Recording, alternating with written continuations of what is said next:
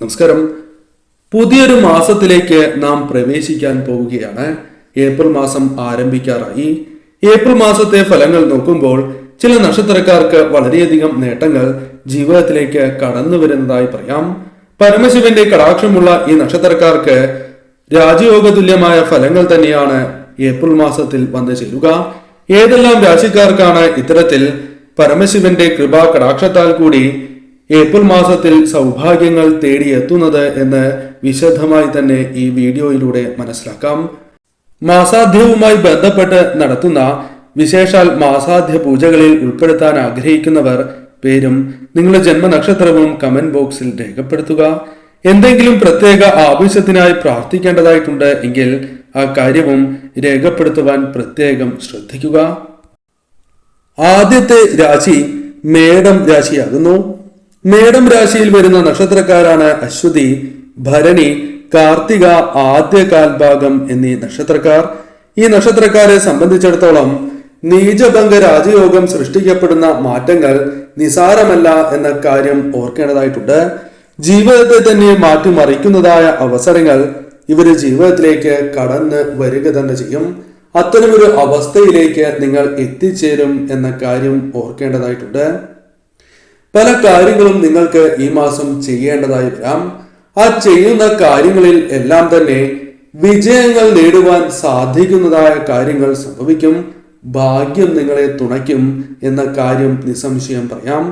അതിനാൽ തന്നെ നിങ്ങളുടെ ജീവിതത്തിൽ മാറ്റങ്ങൾ പ്രകടമാകും എന്ന കാര്യവും ഓർക്കേണ്ടതായിട്ടുണ്ട്. പല ആഗ്രഹങ്ങൾ നിങ്ങൾക്കുണ്ടാകാം. ആ ആഗ്രഹ പൂർത്തീകരണത്തിനുള്ള അവസരങ്ങൾ വന്ന് ചേരുന്നതായ സമയമാണ് ഇത്.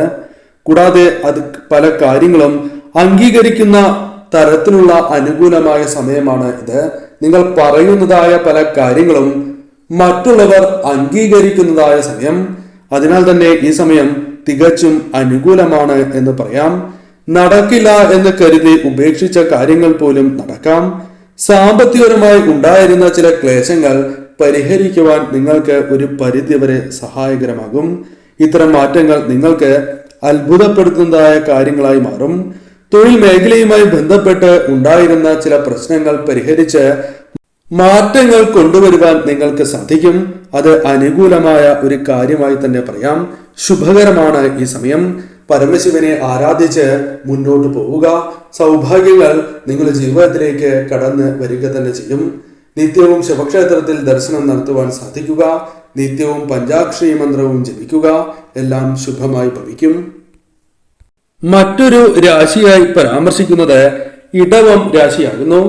ഇടവം രാശിയിൽ വരുന്ന നക്ഷത്രക്കാരാണ് കാർത്തിക, അവസാന മുക്കാൽ ഭാഗം രോഹിണി, മകീരം, ആദ്യ പകുതി എന്നീ നക്ഷത്രക്കാർ.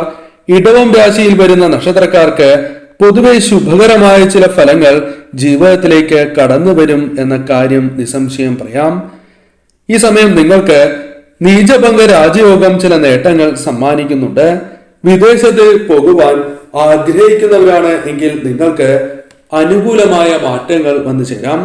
നിങ്ങൾക്ക് തടസ്സങ്ങൾ ഒരു പരിധിവരെ അകലും എന്ന കാര്യം ഓർക്കേണ്ടതായിട്ടുണ്ട്. ആഗ്രഹിക്കുന്നതായ ചില മാറ്റങ്ങളുണ്ട്. ഇത്തരത്തിൽ മുന്നോട്ട് പോയാൽ പറ്റില്ല, ചില മാറ്റങ്ങൾ വേണം എന്ന് നിങ്ങൾ തീരുമാനിച്ചിട്ടുണ്ട് എങ്കിൽ അത്തരം കാര്യങ്ങൾ നടക്കുവാൻ അനുകൂലമായ സമയം തന്നെയാണ് ഇത്. മാറ്റങ്ങൾ വന്നു ചേരാം. പണം നിക്ഷേപിക്കുന്നവരാണ് എങ്കിൽ അത് ശരിയായ രീതിയിൽ നിങ്ങൾ ചിന്തിച്ച് തന്നെ പ്രവർത്തിക്കുകയാണ് എങ്കിൽ ലാഭം വരും എന്ന കാര്യം നിസ്സംശയം പറയുവാൻ സാധിക്കും. എന്നാൽ ശ്രദ്ധയോടെ മുന്നോട്ട് പോകണം. കാരണം നിക്ഷേപങ്ങൾക്ക് ഉത്തമമായ സമയം തന്നെയാണ് ഇത്. ജോലിയുമായി ബന്ധപ്പെട്ട് ചില മാറ്റങ്ങൾ നിങ്ങൾ ആഗ്രഹിക്കുന്നവരാണ് എങ്കിൽ അതിന് അനുകൂലമായ ഫലങ്ങൾ തന്നെ വന്നു ചേരും. കൂടാതെ ഈ സമയം നിങ്ങൾക്ക് പല വിധത്തിലാണ് ലാഭങ്ങൾ വന്നു ചേരുക. പല വഴികളിലൂടെയും ധനം വന്നു ചേരാം. അത് നിങ്ങൾക്ക് സന്തോഷം ജീവിതത്തിലേക്ക് കൊണ്ടുവരും എന്ന കാര്യം ഓർക്കേണ്ടതായിട്ടുണ്ട്. ജോലിയിൽ സ്ഥാനക്കയറ്റം, ശമ്പളം കൂടുതലായി ലഭിക്കുക, അതല്ല എങ്കിൽ തൊഴിൽ മേഖലയിൽ നിന്നും ഇരട്ടി നേട്ടങ്ങൾ സ്വന്തമാക്കുക, ബിസിനസ്സുമായി ബന്ധപ്പെട്ട് നേട്ടങ്ങൾ സ്വന്തമാക്കുവാൻ സാധിക്കുക. അത്തരത്തിൽ അനുകൂലമായ പല കാര്യങ്ങളും ജീവിതത്തിലേക്ക് കടന്നു വരാം.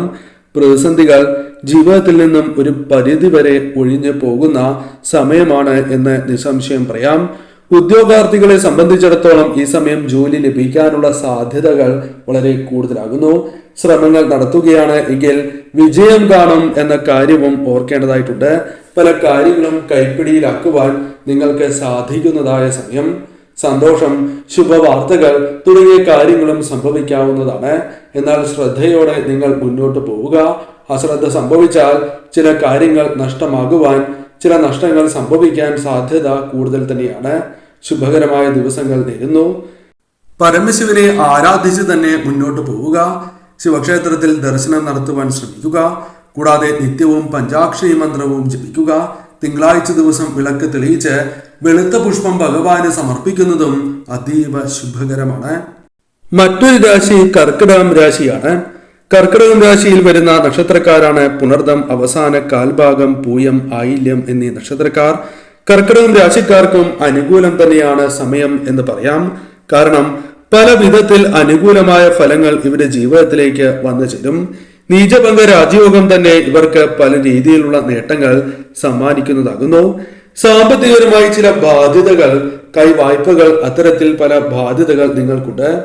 അതിൽ ചിലതെല്ലാം നിങ്ങൾക്ക് തീർക്കുവാനോ അല്ലെങ്കിൽ അല്പം സമയം നീട്ടി ലഭിക്കുവാനോ സാധ്യത കൂടുതലാകുന്നു. ധനപരമായ നേട്ടങ്ങൾക്കും സാമ്പത്തികപരമായി ഇപ്പോൾ അനുഭവിച്ചു കൊണ്ടിരിക്കുന്ന പല ക്ലേശങ്ങൾക്കും അല്പം അയവുണ്ടാകുന്നതായ സമയമാണ്. പരമശിവന്റെ കടാക്ഷം നിങ്ങൾക്കുണ്ട്. അതിനാൽ തന്നെ സാമ്പത്തിക ബാധ്യതകൾ ഇല്ലാതാക്കുവാനും കടങ്ങൾ വീട്ടുവാനും സാധിക്കുന്നതായ അവസരങ്ങൾ വന്നു ചേരാം. അത് നിങ്ങൾക്ക് വളരെയധികം സന്തോഷം പകർന്നു നൽകും.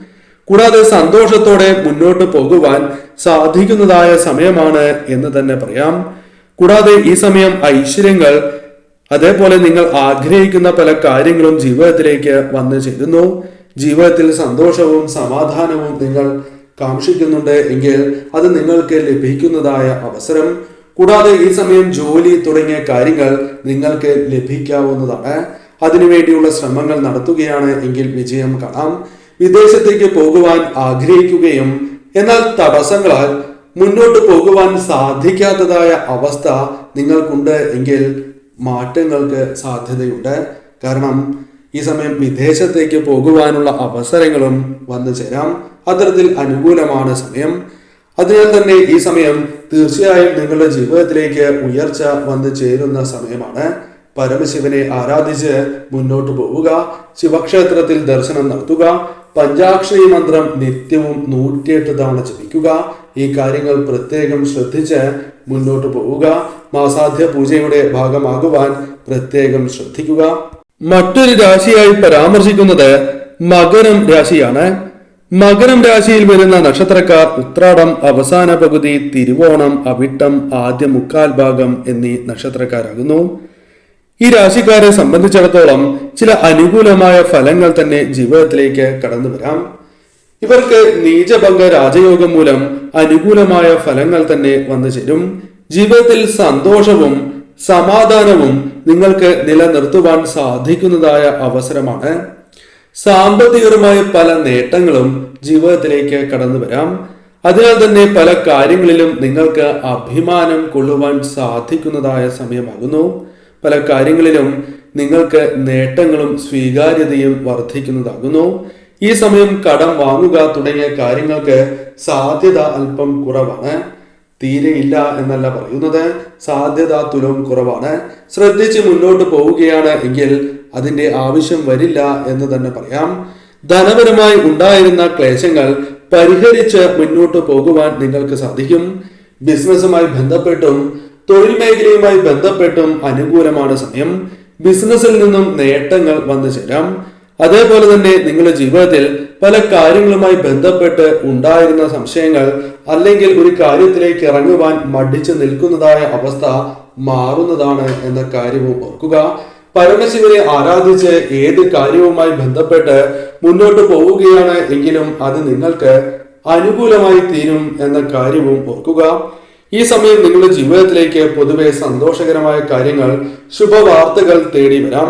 സന്താനങ്ങളുമായി ബന്ധപ്പെട്ടും അനുകൂലമായ ഫലങ്ങൾ വന്നു ചേരാം. ഈ സമയം നിങ്ങളുടെ ജീവിതത്തിൽ പല അപകടങ്ങളും ഒഴിഞ്ഞു പോകുന്നതായ സമയം കൂടിയാകുന്നു. നിത്യവും പരമശിവനെ ആരാധിച്ചു തന്നെ മുന്നോട്ട് പോകണം. പഞ്ചാക്ഷരി മന്ത്രം 108 തവണ ജപിക്കുക. സാധിക്കുന്നതായ അവസരങ്ങളിൽ തീർച്ചയായും ശിവക്ഷേത്രത്തിൽ ദർശനം നടത്തുക.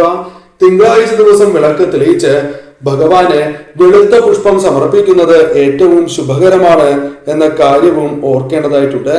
ഈ കാര്യങ്ങളാണ് പ്രധാനമായും പരാമർശിക്കാനായിട്ടുള്ളത്. തീർച്ചയായും ഈ മാസം നിങ്ങൾക്ക് ശുഭകരമായി തന്നെ ഭവിക്കും.